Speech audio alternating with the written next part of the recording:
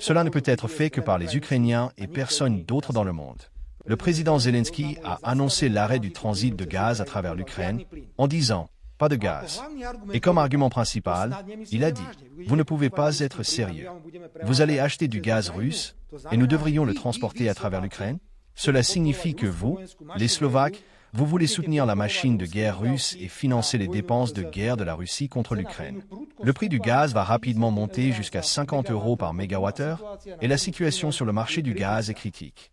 L'Ukraine a urgemment besoin de gaz, je parle de janvier 2025, et elle commence à acheter massivement du gaz européen sur le marché européen. L'Ukraine sait très bien, ils sont de si bons spéculateurs, qu'il existe une loi de l'IE qui oblige les propriétaires de pipelines sur le territoire de l'IE à transporter le gaz acheté sur le marché européen vers l'Ukraine. La loi européenne s'applique. Si quelqu'un demande à ce pipeline, qu'ils appellent maintenant EU Stream, de pousser le gaz de l'ouest vers l'est, en direction de l'Ukraine, nous devons le faire. Et maintenant, le gaz que l'Ukraine achète sur le marché européen est d'origine russe. Ça me fait frémir.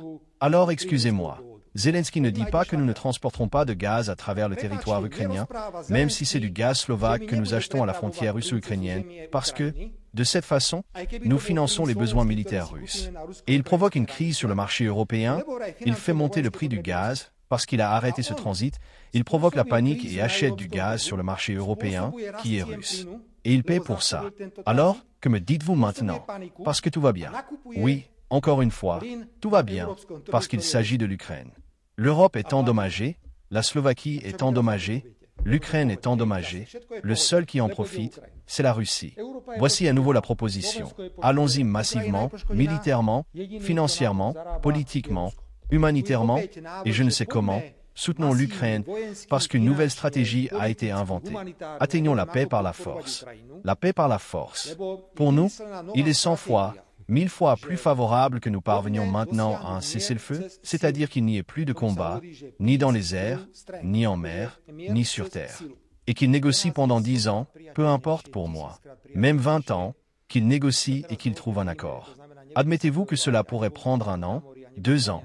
Êtes-vous d'accord? Un accord de paix global pourrait prendre 3 ans, mais cela ferait 300 000 morts. Peu importe pour moi.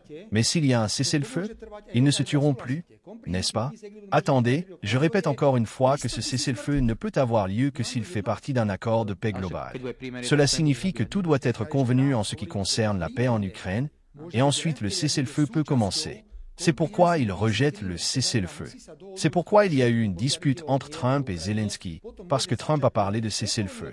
Et Zelensky a dit « Non, non, non, laissez-nous tranquilles, nous voulons être forts, quand nous négocierons avec la Russie, nous serons plus forts. » La différence essentielle est que vous tous, comme si vous étiez des personnages en papier, vous trouvez cela normal. Donc, 300 000 personnes mourront, et 300 000 personnes mourront. Ce n'est pas sans importance pour moi. Je pense qu'il faut immédiatement arrêter les activités militaires et négocier. Et ce sont 10 000, 100 000 morts. Je sais peut-être que vous considérez les Russes et les Ukrainiens comme rien, mais je les considère comme des gens normaux. Les mêmes que moi, les mêmes que les Français et les Allemands. Vous savez, la philosophie du dernier soldat ukrainien est très simple. Tant qu'il n'y a pas de soldats hollandais, espagnols, italiens, allemands ou américains qui tombent là-bas, tout le monde s'en fiche. Tant que je serai Premier ministre, aucun soldat slovaque n'ira en Ukraine. Alors j'attends de voir ce que nos malheureux tribuns vont encore cliquer ce vendredi. Que avons-nous encore trahi? Dites-moi, qu'avons-nous trahi? Que nous nous battons pour les intérêts économiques et nationaux slovaques. Que nous refusons de tuer. Est-ce une trahison? Pour une telle trahison, je me porte volontaire. Pour une telle trahison, nous acceptons d'être jugés. Dois-je vraiment croire, je comprends, que quelqu'un attaquera la Slovaquie ou d'autres États membres dans cet environnement? Mon rédacteur, si je suivais le rythme que vous décrivez comme celui des troupes russes avançant, c'est-à-dire 300 mètres par jour, elles atteindraient la Slovaquie en 2182.